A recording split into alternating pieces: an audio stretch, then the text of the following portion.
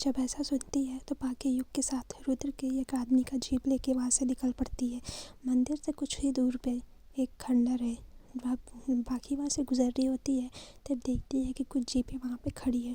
ये देखकर वो कुछ सोचती है और उस तरफ बढ़ जाती है।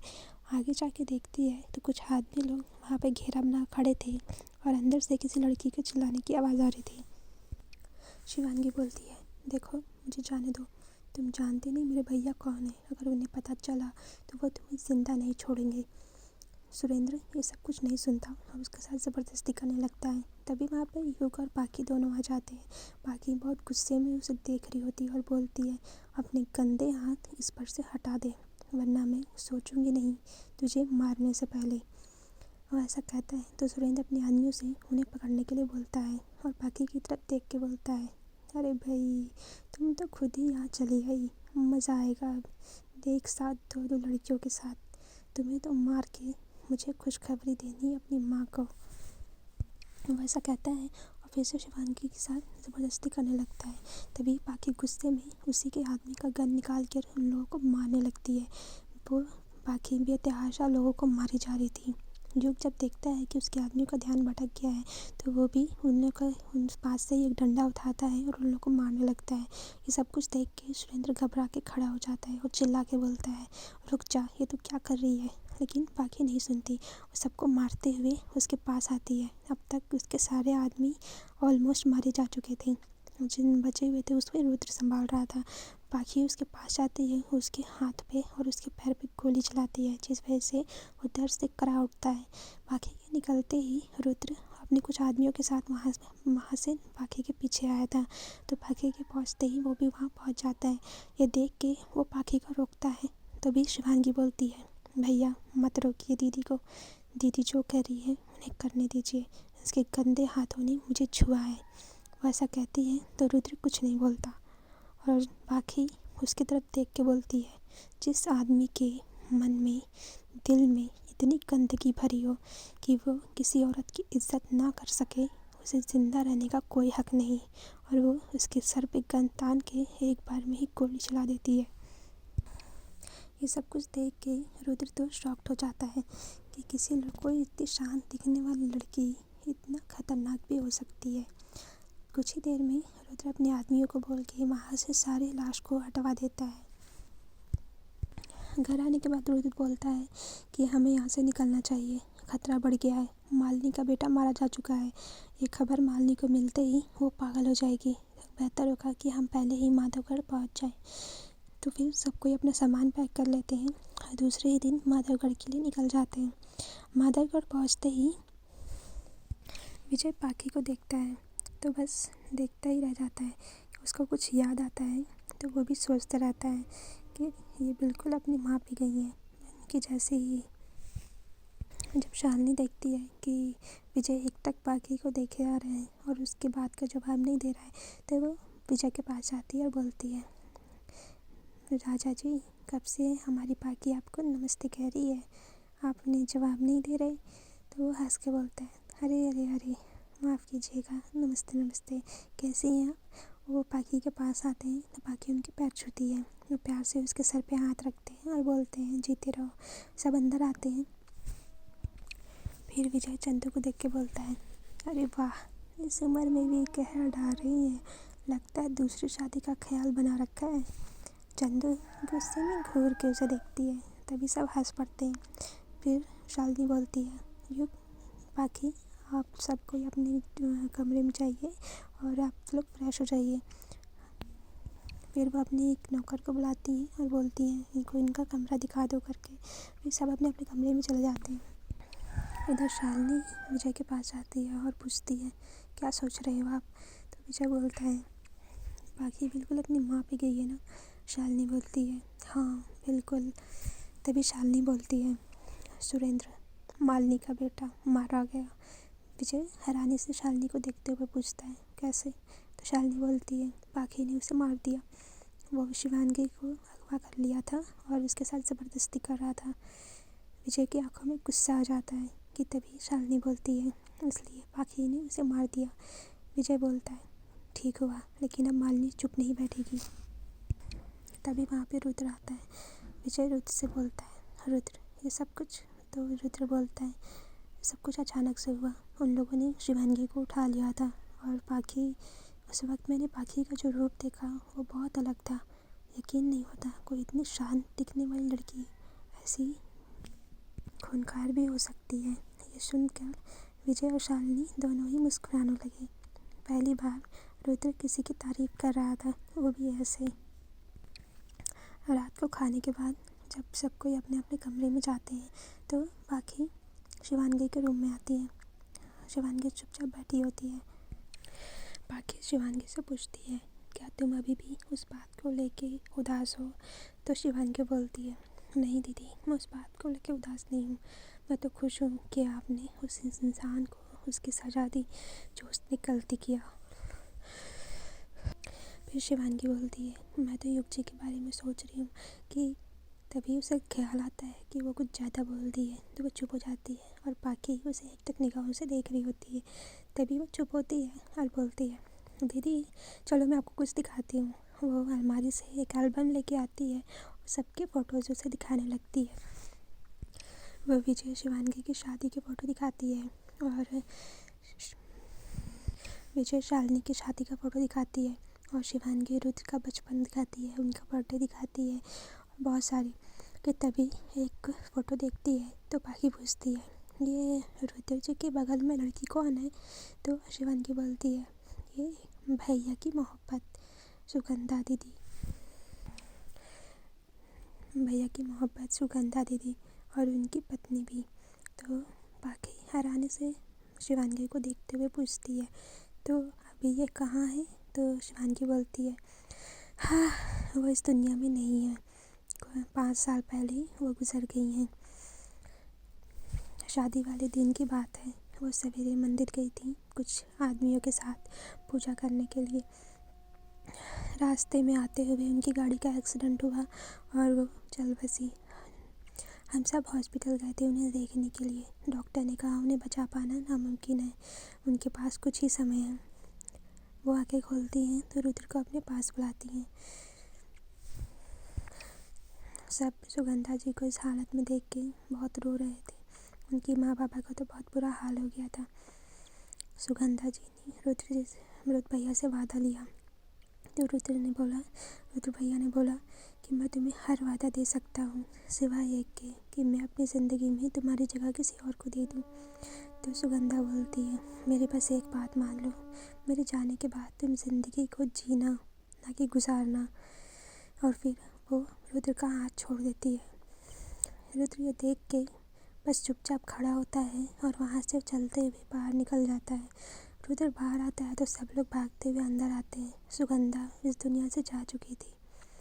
रुद्र बाहर दीवार से टिक के बस खड़ा रहता है। जब सुगंधा को घर लाया जाता है, उसे नहला धुला के उसे तैयार किया जाता है। सब वहाँ बैठे होते हैं, सब रो रहे होते हैं। रुद्र भैया अपने कमरे में। तभी रुद्र भैया बाहर आते हैं। सुगंधा दीदी को वह चुनरी उड़ाते हैं, उनकी मांग भरते हैं, उनको मंगलसूत्र पहनाते हैं। ये देखकर सुगंधा दीदी की मम्मी बोलती है, रुद्र बेटा ये अब इस दुनिया में नहीं है, ये सब मत करो। रुद्र भैया बोलते हैं कि ये मेरी पत्नी है और मैं हमेशा इन्हीं की जगह किसी और को नहीं दे सकता, यही हमेशा मेरी पत्नी रहेंगी। इतना बोल के रुद्र और बाकी सब मिलके उनकी आरती उठाते हैं और रुद्र भी उसे कांधा देता है। शमशान से लौटने के बाद आज 5 साल हो चुका है। रुद्र भैया बिल्कुल वैसे ही है। उन्होंने सुगंधा जी की जगह अपनी ज़िंदगी में किसी को भी नहीं दिया। बाकी ये सब सुनती है और फिर सोचने लगती है कि कोई किसी को इतना प्यार कैसे कर सकता है। फिर शिवांगी बोलती है, अच्छा दीदी मैं चलती हूँ, आप भी सो जाओ, गुड नाइट। वो चली जाती है और बाकी भी सोने के लिए जाती है। लाइट बंद करती है। तभी वो बेड के पास जाने लगती है तो देखती है कि खिड़की के बाहर जहाँ से घाट दिख रहा होता है वहाँ सीढ़ियों पे कोई बैठा हुआ है। पीछे से देखकर ही वो समझ जाती है कि वो रुद्र है। मगर वह कुछ कहती नहीं। वो चुपचाप अपने बेड पर जाके सो जाती है।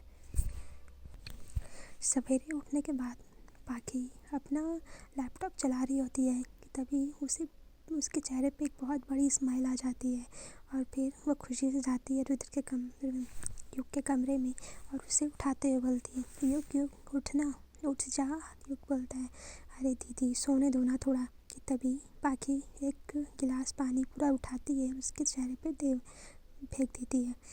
देखिए पानी पड़ते ही युग हड़बड़ा के उठता है और बोलता है, क्या दीदी आप भी, ऐसे कौन उठाता है, कभी तो माँ की तरह प्यार से उठा दिया करो। तो पाखी बोलती है, अब सोने की सोचना भी मत, वरना पूरा एक बाल्टी लाके तुझे यहीं नहला दूंगी। तो युग बोलता है, क्या दीदी बोलो क्या हुआ, इतना सुबह सुबह आप मेरा दिमाग चाटने आ गई। तो फिर पाखी खुशी से बोलती है, अच्छा सुन ये देख ये लेटर देख, तू इसको देखने के बाद तेरे को भी ऐसे ही खुशी होगी। जैसे ही वो युग का लेटर पढ़ता है तो उसे भी बहुत खुशी होती है। फिर दोनों बाहर निकलते हैं तो पाखी बोलती है, जा नहा के आ पहले। तो युग बोलता है, पहले तो आपने नहला दिया है, अब और कितना नहाऊँ मैं। तो पाखी उसे घूर के देखती है तो युग बोलता है, हाँ ठीक है जा रहा हूँ। सब नहा के नाश्ते करने आते हैं तो चंदू और शालिनी ने सबके लिए पहले ही नाश्ता तैयार करके रखा होता है। सब नाश्ता करने बैठते हैं तो पाखी बोलती है, अच्छा माँ सुनिए ना, मेरी तरफ से ना एक बहुत ही अच्छी गुड न्यूज़ है। युग और पाखी दोनों खुशी से देख रहे होते हैं तो चंदू बोलती है, हाँ बोल क्या गुड न्यूज़ है, अब क्या कर दिया तूने। तो पाखी बोलती है, पहले आप वादा करो कि आप शाम को हमारे लिए मीठा बनाओगी। तो चंदू बोलती है, अरे हाँ छोरी बना दूँगी, ले बोल क्या बात है। तो पाखी बोलती है, मैंने और युग ने यहाँ दिल्ली के जो यहाँ के कॉलेज में अप्लाई किया था प्रोफेसर के लिए और हमारा एप्लीकेशन अप्रूव हो गया है और हमें आज ही इंटरव्यू के लिए बुलाया गया है। ये सुनते ही चंदू और पाखी के पापा दोनों ही बहुत खुश होते हैं और फिर बोलते हैं, ये हुई ना बात। तो विजय बोलता है, क्या बात है, आप लॉ पढ़ाएंगी। तो पाखी बोलती है, हाँ अंकल, मैंने और युग ने इसलिए पहले ही अप्लाई कर दिया था, हमें नहीं पता था कि इतनी जल्दी अप्रूव हो जाएगा, हम तो बहुत खुशी हो रही है। शालिनी और विजय बोलते हैं, हमेशा खुश रहो और ऐसे ही आगे बढ़ते रहो। उसके बाद पाखी बोलती है, अच्छा माँ मैं और युग निकलते हैं, आज हम जाके वहाँ पे इंटरव्यू दे के आते हैं, देखते हैं कब से क्या करना है। तो चंदू बोलती है, हाँ ठीक है मगर संभल के जाना। तभी रुद्र आता है और सब मिल के नाश्ता करते हैं। पाखी की नज़र एकदम से रुद्र पर टिकी हुई थी। रुद्र की नज़र जब पाखी की नज़र से मिलती है तो पाखी इधर उधर देखने लगती है। रुद्र नाश्ता करता है और निकलते हुए बोलता है, अच्छा माँ चलता हूँ, और पापा आप। तो विजय बोलता है, तुम चलो मैं आता हूँ। तो उसके बाद फिर रुद्र वहाँ से चला जाता है। कॉलेज जाते हैं, वहाँ पे इंटरव्यू होता है। प्रोफेसर बहुत खुश होते हैं और उनको उनका काम बता देते हैं और एक मैम के साथ उन्हें भेज देते हैं कॉलेज देखने के लिए। कॉलेज देखने के बाद युग और पाखी दोनों वहाँ से निकलते हैं। रास्ते में उनके ऊपर एक फिर से हमला होता है। इस बार उनकी गाड़ी को कुछ तलवारबाजों ने घेर रखा था, लेकिन पाखी थी तो लड़ाकू और सबसे लड़के उन सबको हरा देती है। कि तभी एक आदमी के पास कॉल आता है, मालिनी का। वो पूछती है काम हुआ कि नहीं। पाखी फ़ोन उठा के बोलती है, हो गया, यहाँ तुम्हारे भेजे हुए सारे आदमी ज़मीन पे पड़े हुए हैं। तो मालिनी गुस्से में बोलती है, तुझे तो मैं छोड़ूंगी नहीं, जैसे तेरे माँ बाबा को मारा है वैसे ही तुझे भी इस दुनिया से विदा कर दूंगी। बस तू देखती जा, तूने मेरे बेटे को मारा है ना, मैं तुझे तो तेरे पूरे परिवार का नामो निशान मिटा दूंगी, ये मेरा वादा है तुझसे। इतना बोल के मालिनी फ़ोन काट देती है। पाखी जब ये सब सुनती है तो वो शॉक्ड हो जाती है। वो युग के साथ घर पहुंचती है और वो अपने मम्मी पापा के पास जाके उनसे पूछती है, माँ बाबा आपसे मुझे कुछ बात करनी है। तो उन दोनों थोड़े हैरान होके पाखी को देख रहे होते हैं और बोलते हैं, क्या बात है बोलिए। तभी वहाँ पे विजय और शालिनी आ जाते हैं तो पाखी चुप हो जाती है। थोड़ा सोचने के बाद पाखी बोलती है, शायद आपको भी पता ही होगा कि मुझ पे जो ये हमले हो रहे हैं उस बारे में। विजय बोलता है, हाँ पता है बोलिए। तो फिर पाखी बोलती है, आज भी हम पर हमला हुआ था, हम तो वहाँ से निकल आए, मगर मालिनी बोल रही थी कि उसने हमारे माँ बाबा को मार दिया है। अगर उसने हमारे माँ बाबा को मार दिया है तो फिर आप दोनों बाकी के मम्मी पापा दोनों शांत हो जाते हैं। फिर विजय बोलता है, हमें लगता है कि अब आपको इस बारे में सब कुछ बता देना चाहिए। तभी विजय बाकी को सब कुछ बताने लगता है। आपके माँ बाबा जैसलमेर के महाराज थे। आपके बाबा वीर प्रताप सिंह वहाँ के हुकुम शाह थे। सब पूरा जैसलमेर और राजस्थान उनके अंदर में था और सब उनका हुक्म मानते थे। महारानी यशोदा आपकी माँ जो जो आमेर से थी, दोनों के विवाह के बाद आप हुई, लेकिन आपके बाबा के विवाह से मालिनी खुश नहीं थी। मालिनी भी एक राजघराने से ताल्लुक़ रखती थी। वो आपके बाबा से विवाह करना चाहती थी ताकि वो हुकुम शाह के हुक्मरानी शाह बन सके और उस पूरे राजस्थान पर राज कर सके। उनकी शादी होते ही वो नए नए षड्यंत्र रचने लगी। पहले तो हुकुम शाह को इस बारे में कुछ पता नहीं था, लेकिन जब तक पता चला तब तक बहुत देर हो चुकी थी। उसने पहले तो हुक्मरानी शाह को मरवाया, उसके बाद हुकुम शाह को। जब हुकुम शाह को मरवाया उस समय उसने हुकुम शाह को बताया कि किस तरीके से उसने हुक्मरानी शाह को मरवाया। उस समय आप सिर्फ 3 साल की थी। चंदू जी और आपके बाबा दोनों ही उस महल में ही एक ख़ास आदमी थे। चंदू जी की शादी आपकी माँ ने ही इनसे करवाई थी। मरते वक्त आपके पिता ने आपको इन्हें सौंप दिया था कि ये आपको अपनी बेटी बनाकर पाले, और इन्होंने वैसा ही किया। अब वक्त आ गया है मालिनी से आपका सब कुछ लेने का। मालिनी ने धोखे से वीर प्रताप सिंह की सारी जायदाद हड़प ली, उनका महल, उनका सब कुछ, सारा संपत्ति। 25 साल हो गए इस बात को। हम हमेशा ही इंतज़ार कर रहे थे कि कब वो वक्त आए और आप आए और सब कुछ अपना वापस ले सके। हम सब ने आपकी हिफाजत की और कईयों ने तो इस चीज़ के लिए अपनी जान भी गंवा दी। बाकी ये सब कुछ सुन के दंग रह गई, शॉक्ड हो गई। तभी विजय बोला, आइए हम आपको दिखाते हैं। वह अपने ऑफिस में लेके गया और उसे एक तस्वीर दिखाई जो विजय के ऑफिस के चेयर के पीछे लगी थी, जो कि वीर प्रताप सिंह और यशोदा की थी। उन्हें देख के बाकी हैरान हो गई क्योंकि यशोदा का चेहरा बिल्कुल उनसे मिलता था। विजय बोलते हैं, आप दिखने में बिल्कुल अपनी माँ की तरह हैं, मगर आपका ताप बिल्कुल अपने पिता की तरह है। बहादुर, दबंग, बेधड़क, किसी भी काम को करने में एक अलग ही अंदाज़, ये सब कुछ हमने आपका पिता का आपके अंदर देखा है। अब वक्त नहीं गंवाना है। अगले हफ्ते वो अपने बेटे का राज्याभिषेक करके उसे राजा बना देगी। उसने नकली पेपर्स भी बनवा लिए हैं। असली पेपर्स वीर प्रताप सिंह ने मरने से पहले कहीं और छुपा दिए थे, क्योंकि उसे जब मालिनी के षड्यंत्रों का पता चला तभी उन्होंने कोई और पेपर भी बनवा लिया था। बाकी ने ये सब कुछ सुना तो फिर सोची और फिर बोली, ठीक है, आगे क्या करना है हम बताते हैं। विजय वीर प्रताप के वकील को जानता था। उन्होंने पाखी को उनके पास भेजा। जब वो उनके पास गई तो वो उनके सामने हाथ जोड़ के उनको प्रणाम किए और फिर उनके बारे में पूछा। पाखी ने तो पूछने पर उन्होंने बताया, जी आपके पिता ने एक वसीयत बनवाई थी कि वो सारी जायदाद आपके नाम पे हो, लेकिन वो वसीयत उन्होंने किसी लॉकर में रखा है जिसके बारे में हमें ठीक से पता नहीं है।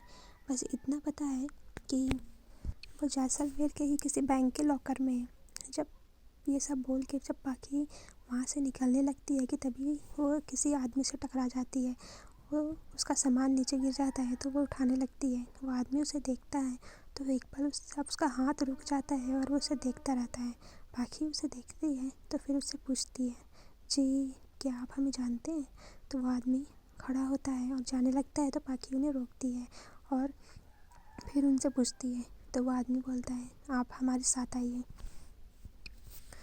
वो आदमी बाकी को अपने किसी एक रूम में ले जाते हैं जहाँ पे उनका बहुत सारा सामान रखा हुआ था। उस आदमी को लगता है कि बीच में ये सब बात करना सही नहीं होगा। वो आदमी वहाँ लाता है तो पाखी पहले सोचती है कि इसके साथ जाना ठीक है या नहीं। फिर वो जाती है तो वो बोलता है, आप हुकुम सा की पत्नी है। तभी वो बोलती है, नहीं मैं उनकी बेटी हूँ पाखी। तो वो बोलते हैं, जी प्रणाम, मैं मुंशी हूँ, मैं आपके पिता का खास आदमी हूँ। जब आपके बाबा और चंदू जी आपको लेके वहाँ से निकल रहे थे और हुकुम सा घायल थे, तो मैं उनके पास आया था। मुझे भी गोली लगी थी और मैं भी घायल था। हुकुम सा जस्ट मरने ही वाले थे और मालिनी इधर आने ही वाली थी कि तभी हुकुम शाह ने मुझे कुछ पेपर और एक चाबी दी और उन्होंने कहा, कुछ भी हो जाए इसे अपने पास रखना और जब तक जियोगे इसकी हिफाजत करना। अगर तुम्हें कुछ होने को हुआ तो मगध के राजा विजय को सौंप देना। इतना बोल के वो वहाँ से इस दुनिया से विदा हो गई। मालिनी वहाँ पहुँचती उससे पहले ही मैं गाड़ी के दूसरी तरफ छिप गया। मुझे नहीं पता था कि वो क्या है, किसकी चाबी है और क्या कागज़ है। हुकुम शाह के आज्ञानुसार मैं उसे संभाल के रखा हुआ था। मुझे लगता है अब आपको इसकी ज़रूरत है। इतना बोल के वो बोलता है, वो सब कुछ मैंने अपने घर में रखा है, आपको मेरे साथ मेरे घर चलना होगा। पाखी और युग दोनों ही उसके साथ उसके घर जाते हैं। वहाँ जाके देखते हैं तो उसके और उसके 2 बच्चे होते हैं जो पाखी के ही उम्र के होते हैं। उसकी बीवी होती है। वो लोग पाखी और युग की बहुत अच्छे से आदर सत्कार करते हैं। तभी वो आदमी उसे अपने रूम में बुलाता है। वहाँ स्टडी रूम में पाखी को वो कागज़ और वो चाबी दे देता है। पेपर को खोल के पढ़ने के बाद पाखी को पता चल जाता है कि वो कौन से बैंक का है। वो युग के साथ उसी दिन उस बैंक में जाती है और वो कागज़ निकाल लेती है जो असली वसीयत होते हैं। घर आती है तो विजय, रुद्र और अपने बाबा माँ को वो सब कुछ दिखाती है और बताती है, प्लान समझाती है। राज्याभिषेक का दिन आ चुका था। पाखी एकदम अच्छे से तैयार होती है और फिर वहाँ से नीचे उतरती है। वो अपने सब पूरे परिवार से बोलती है, तो चले अपना सब कुछ लेने के लिए। सब हंसी खुश हो जाते हैं और बोलते हैं, हाँ बिल्कुल। वहाँ शालिनी के महल में राज्याभिषेक का सारा तैयारी हो चुका था। अमर का राज्याभिषेक होने वाला था। सारे मेहमान आ चुके थे कि तभी पाखी अपनी पूरी फैमिली के साथ वहाँ पहुँच जाती है। शाह मालिनी बोलती है, अच्छा हुआ तुम भी यहाँ आ गई और तुम अपनी आंखों से देखो मेरे बेटे को यहाँ का राजा बनते हुए। तो पाखी मुस्कुरा देती है। कुछ ही देर में वहाँ वकील जी आते हैं और राज्याभिषेक रोकते हुए बोलते हैं, पंडित जी रुक जाइए। और मालिनी से बोलते हैं, ये सब कुछ आपका नहीं है, इसकी असली हकदार कोई और है। फिर वो सबकी तरफ देख के बोलते हैं, मिलिए पाखी प्रताप सिंह से, जो वीर प्रताप सिंह के असली वारिस हैं और जिनके नाम पे वीर प्रताप सिंह ने ये सब कुछ किया हुआ है। जब पाखी सबके सामने आती है तो सब देख के हैरान हो जाते हैं। सब हाथ जोड़ के उनको देखने लगते हैं क्योंकि पाखी अपनी बिल्कुल माँ जैसी दिखती है। तो सब उन्हें यशोदा माँ सोच के उनको देख रहे थे। तभी पाखी बोलती है, जी प्रणाम, मैं बिल्कुल यशोदा माँ की तरह दिखती हूँ, लेकिन मैं उनकी बेटी पाखी हूँ। आप लोगों ने मेरी हिफाजत के लिए बहुत मेहनत किया है और अब मैं अपने राज्य को संभालने के लिए वापस आ गई हूँ। कुछ लोगों ने मुझे मारने की अंतिम कोशिश तक की है, लेकिन जिसको बचाने का बेड़ा भोलेनाथ उठा ले उसे कोई कैसे मार सकता है। फिर वो मालिनी की तरफ मुड़ती है और उसे जोर का तमाचा मारती है। तब तक पुलिस भी वहाँ आ जाती है, वो सबको गिरफ्तार करवाती है और सब वहाँ से चले जाते हैं। कुछ ही देर में पाखी का राज्याभिषेक होता है और पाखी को वहाँ की रानी बनाया जाता है। रुद्र पाखी को ऐसे देख के खौफ सा गया था। ये तो सच है कि उसने पाखी के बहुत सारे रूप देखे थे। पहला कि वो शांत है, जब वो वीणा बजाते हुए गाती है तो वो बहुत शांत लगती है। दूसरा, उसका भयंकर रूप भी देखा। जिस तरीके की चालें पाखी चलती है और जिस तरीके से वो बात करती है वो बहुत ही अच्छी लगती है। धीरे धीरे रुद्र के दिल में पाखी ने अपनी जगह बना ली थी और रुद्र भी धीरे धीरे उसे पसंद करने लगा था। पाखी मगध से जैसलमेर के लिए रवाना होती है। तभी शालिनी बोलती है, पाखी बेटा हमें भूलोगी तो नहीं। पाखी उनके गले लग के बोलती है, हमारा बस चले तो हम यहीं रुक जाएं। तो शालिनी बोलती है, तो रुक जाइए हमारी रुद्र की बीवी बन के। पाखी दूसरी तरफ देखने लगती है जिधर रुद्र था। ये सुनकर वह चुप हो जाता है और वहाँ से चला जाता है। कहीं ना कहीं पाखी और रुद्र दोनों के ही मन में दोनों ही एक दूसरे के लिए जगह बना चुके थे, लेकिन एक्सेप्ट नहीं कर पा रहे थे। शालिनी बोलती है, बेटा हमें बहुत खुशी होगी कि हमारी सबसे अच्छी दोस्त की बेटी हमारी बहू बने। आप इस बारे में ज़रूर सोचना। पाखी अपने माँ बाप के साथ वहाँ से चली जाती है। महल जाने के बाद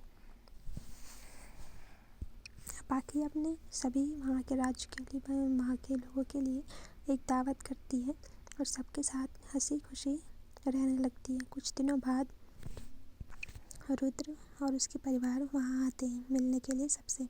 सब हंसी मजाक करते हैं, खाना वाना खाते हैं। यहाँ शिवांगी और युग का रिश्ता तय होता है। पाखी अपने कमरे में बैठी हुई थी कि तभी रुद्र उनके पास आता है और दरवाज़ा बंद करते हुए उनके पास आके बोलता है, जी मुझे आपसे कुछ बात करनी है। पाखी बोलती है, जी कहिए। ये कहते हुए वो बालकनी की तरफ चली जाती है। रुद्र उनके पास आके बोलता है, देखिए मुझे ज़्यादा घुमाने फिराने तो नहीं आता, बट मैं सीधा बोलना चाहता हूँ। माँ आपको पसंद करती है तो क्या आप हमसे शादी करेंगे?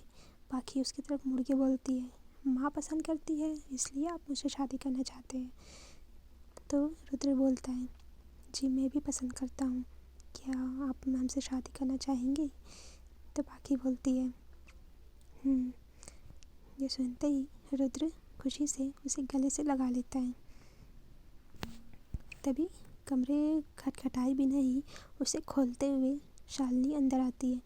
जब वो देखती है कि रुद्र ने पाखी को अपने बाहों में भर रखा है तो वो पीछे मुड़ जाती है और खांसते हुए बोलती है। ये खांसी की आवाज़ सुनते ही दोनों अलग होते हैं। तो शालिनी बोलती है, अरे हम तो कब से चाह रहे थे कि आप दोनों एक साथ एक ही जगह रहें, पर आप दोनों ही नहीं मान रहे थे।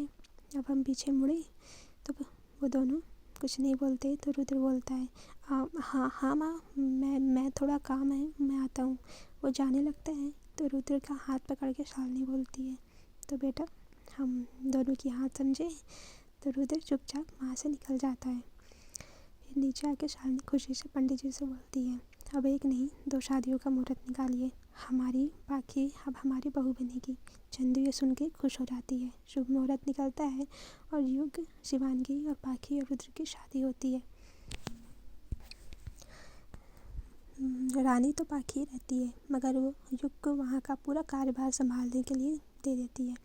युग ही पूरी तरीके से उसे देख रहा होता है। शिवांगी और युग यहाँ महल में अच्छे से रहते हैं और उधर पाखी और रुद्र भी, और सबका लाइफ अच्छे से हो जाता है।